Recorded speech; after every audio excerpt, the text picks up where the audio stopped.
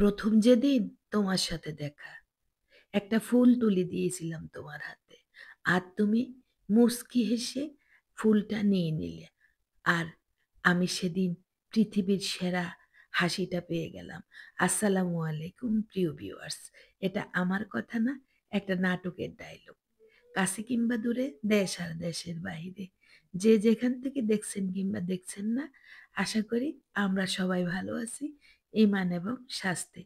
প্রতিদিনের মতো আরো একটা লাইফস্টাইল ব্লগ নিয়ে হাজির হয়ে গেলাম আপনাদের মাঝে। ফেসবুক পেজ থেকে দেখে থাকলে পেজটি ফলো দিয়ে রাখতে পারেন। আর ইউটিউব থেকে যারা আজ নতুন জয়েন করেছেন, চাইলে আমার চ্যানেলটি সাবস্ক্রাইব করে বেল বাটন অন করে রাখতে পারেন। আর অলরেডি এই কাজটা যারা সেরে ফেলেছেন, আপনাদের সবাইকে অসংখ্য ধন্যবাদ। তাহলে একটা লাইক দিয়ে চলুন, সম্পূর্ণ ভিডিও জুড়ে একসাথে থাকি। এই যে দেখছেন, ছোটখাটো একটা আয়োজন। আমার নানুমণি আনাইসার জন্মদিন ছিল ২৮শে জানুয়ারি। আমরা সবসময় আনাইসার জন্মদিন একটু ভালোভাবে বড় করে করি। এবারও তেমনই একটা আশা ছিল। ওরা নতুন ফ্ল্যাটে উঠবে, ওর জন্মদিনটা সুন্দর করে হবে। তবে নতুন ফ্ল্যাট রেডি হতে দেরি হয়ে গেল। তাই ছোট করেই ঘরোয়াভাবে ওর জন্মদিন সেরে ফেললাম। ওর মা-বাবা অফিস থেকে আসার সময় খাবার-দাবারগুলো নিয়ে এসেছে। আর মোটামুটি সব ধরনের খাবার ছিল। মিষ্টি, কয়েক আইটেমের। ওর মা নুডলস রান্না করেছে। আর তার সাথে বিরিয়ানি, জর্দা ভাত, বোরহানি, কোক, আর এই যে আমাদের সন্ধ্যার পেঁয়াজু, জিলাপি, চপ, বেগুনি, সেগুলোও সাথে ছিল। আর কেক, চকলেট, সেটা জন্মদিনের ১ম খাবার। আর এই যে দেখছেন বিরিয়ানির প্যাকেটগুলো আমি বের করে নিচ্ছি। কারণ আমরা নিজেরাই আনাইসার জন্মদিনটা সেরে ফেলেছি। ওর খালামণিরা এসেছে, ওর ভাইয়া এসেছে, আর এই তো আমরা। খাবার কিন্তু মোটামুটি সব ধরনের ছিল। কয়েক আইটেমের মিষ্টি ছিল। আনাইসার বাবা আবার বেশি মিষ্টি পছন্দ করে। তাই সবসময় মিষ্টি কিনতে গেলে একেবারে অনেকগুলো মিষ্টি একসাথে নিয়ে আসে। যাই হোক, আমরাও কিন্তু মিষ্টি খেতে পছন্দ করি। এই যে দেখেন, ও আচ্ছা বলা হয় নাই। এখানে মজার একটা জিলিপি আছে। এই জিলিপিটা না আমি খুব বেশি পছন্দ করি। রমজানে আমরা এই জিলিপিটা বেশি খেয়ে থাকি।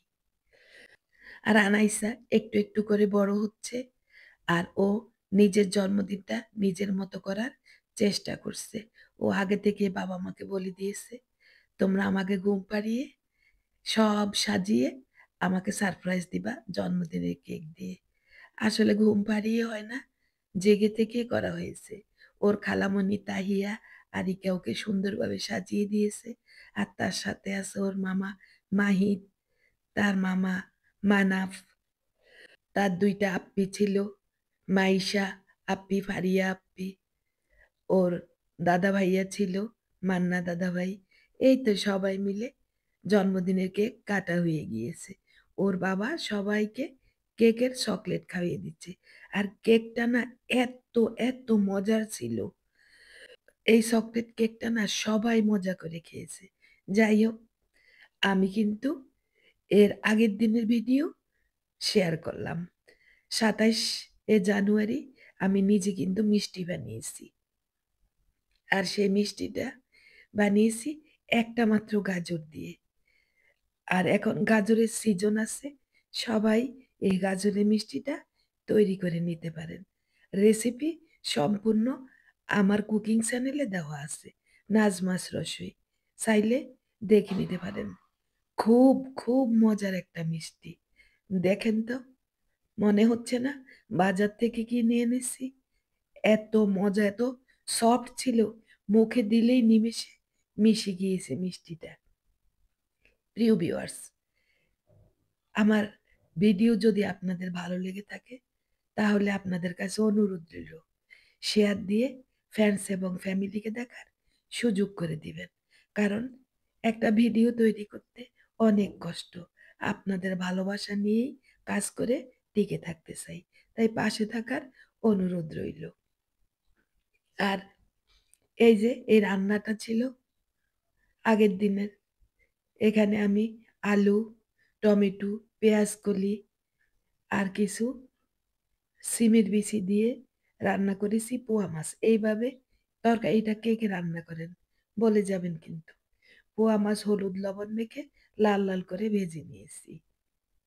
এখনো যারা এই তরকারিটা খাননি একবার ট্রাই করবেন। খুব মজা কিন্তু। গরম ভাতের সাথে ফ্যাট পুড়ে খেতে পারবেন। আর এই রেসিপিটা আমি মাঝে, মাঝেই করে থাকি। নতুন আলু এক নিমেষেই সিদ্ধ হয়ে যায়। আর ঘরের সবাই কিন্তু নতুন আলু খেতে খুব বেশি পছন্দ করে। আমার তরকারি রান্না শেষ। উপর থেকে ধনিয়া পাতা ছড়িয়ে দিলাম। তরকারি রান্না শেষ, নামিয়ে ফেলবো। আর তার সাথে আমি রান্না করে ফেলেছি গরুর মাংস। আর এখানে সালাদ কেটে নিয়েছি। আসলে ভিডিও লম্বা হয়ে যাবে, তাই সবকিছু রান্না-বান্না আপনাদের সাথে শেয়ার করতে পারি না। যতটুকু সম্ভব ক্যামেরা বন্দি করেছি। গরুর মাংসটাও নতুন আলু দিয়ে। খেতে কিন্তু খুব মজার হয়েছে। আর এই গরুর মাংসটা আমি রান্না করেছি রাতে। যাই হোক, আরো একটা তরকারি কিন্তু সাথে আছে। এটা হচ্ছে সিমের বিচি, ছুরি শুটকি রান্না করেছি। খুবই মজার রেসিপি। কে, কে রান্না করেন বলেন তো?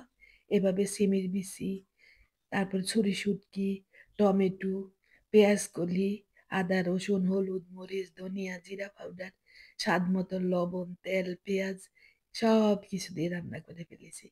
যারা নতুন শিখে নিবেন। রেসিপি কিন্তু বলে দিয়েছি। আমার সিমের বিচি সিদ্ধ হয়ে গিয়েছে। সিমের বিচিগুলো অনেক ভালো ছিল। একটা বিচিও গলে নাই। তবে একদম সফট হয়ে সিদ্ধ হয়ে গিয়েছে। উপর থেকে ধনিয়া পাতা ছড়িয়ে দিলাম। তবে এই যে আনাইসার জন্মদিনের রাতে কিন্তু এই তরকারিটা। আর আনাইসার বাবা আর আনাইসার দাদা কিন্তু বিরিয়ানি না খেয়ে এই সিমের বিচি তরকারিটা খেয়েছে। কারণ তরকারিটা নাকি বেশি মজা হয়েছে। আর এই যে আমার সেই মিষ্টিটা। অবশ্যই রেসিপি পেতে চাইলে নাজমাস রসইঘর থেকে ঘুরে আসতে হবে। আজ এখানে বিদায় নিব। ভুল ত্রুটি হলে ক্ষমা সুন্দর দৃষ্টিতে দেখবেন। আর আমার চ্যানেল এখনো যারা সাবস্ক্রাইব করেন নাই, অবশ্যই সাবস্ক্রাইব করে বেল বাটন অন করে দিবেন। আল্লাহ হাফেজ।